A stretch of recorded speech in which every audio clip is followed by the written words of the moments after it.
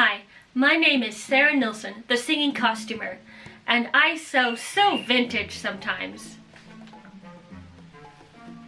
I am very pleased to present my Tiki Room dress. The dress shop brand from Disney has a 1950s inspired sundress in this fabric.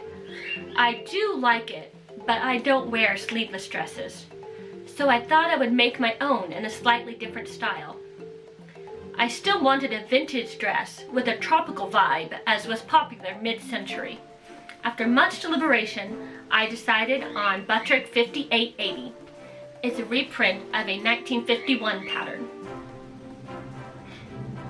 I was so anxious to begin this dress. I don't know why exactly. It's not like I'm heading to Disney anytime soon. But sometimes I just get a bee in my bonnet, as they say, and I can't do anything else until I scratch that itch. So I thoroughly cleaned my sewing studio, aka the one corner of my bedroom, and got to work. For my first run, I used a 101 Dalmatians bed sheet from the thrift store.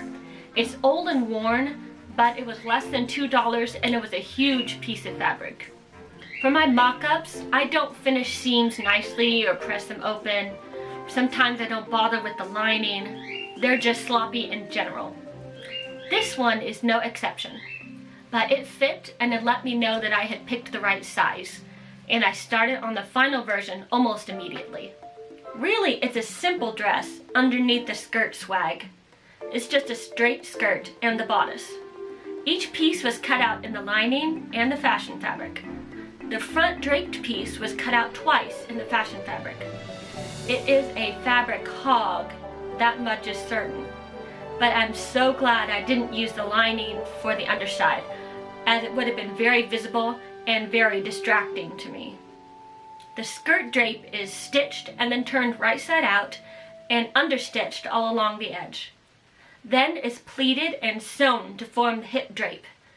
Finally, that whole front piece is stitched to the side panels.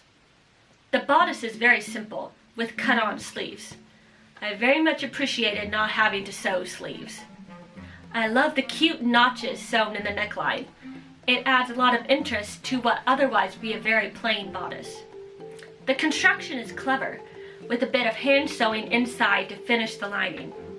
In fact, it's fully lined, which makes it scream luxury. It zips up the side with an invisible zipper. Not my best work there, but you know. This fabric is just so fresh, colorful, and cheerful. I'm not normally drawn to green, but I'm obsessed with this fabric.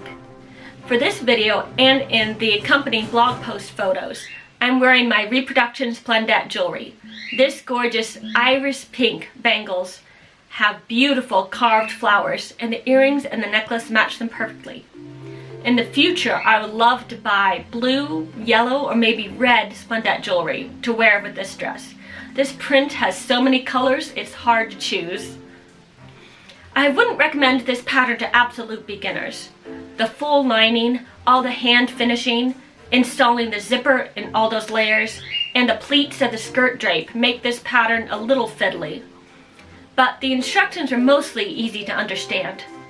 I did have to look up a YouTube tutorial for one step. Perhaps I'd rate it a 3 out of 5 for difficulty. That's all for today. Thanks so much for watching. Please like, comment, and subscribe if you'd like to see more sewing and singing content. Wishing you creativity and a dash of pixie dust. Bye for now.